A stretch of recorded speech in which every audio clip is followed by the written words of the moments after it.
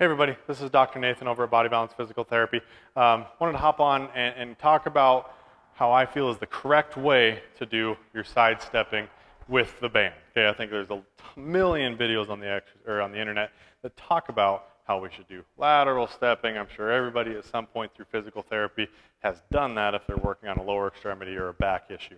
A lot of times what happens is I start to see people start to compensate because they care more about how far they're able to step with these versus the quality and what we're really trying to focus on with this exercise. So as we're doing this, I always like to have people put this band right around the tops of their knees.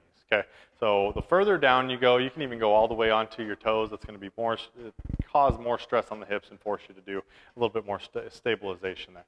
But what we want to focus on is I don't want to reach that foot out from underneath my knee. So you can kind of see here as I reach out, if I were to draw a plumb line straight down from my knee, my foot isn't there anymore. Okay, so we're kind of completely, I guess, mitigating the benefits of what we're trying to get with this exercise.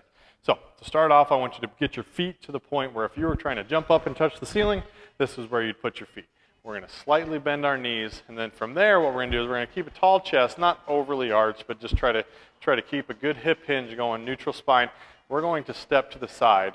And I want to make sure that my knee is always over my foot and not this, because we're trying to work on some stabilization of the pelvis here. So, and one thing you're also seeing too is I'm not taking an overly large step.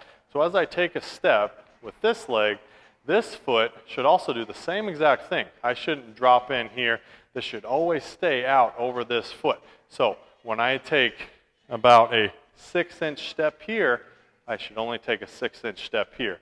So as I'm going back and forth, I'm taking small steps, trying to constantly keep my knees over my toes as I'm taking this. And as we get better at this, we want to think about carrying a glass of water on our head. So as we're doing this, I'm getting nice and steady instead of lots of extra motion here. So really trying to isolate through those hips and making sure that we're not losing the stable point of our hips while we're doing these.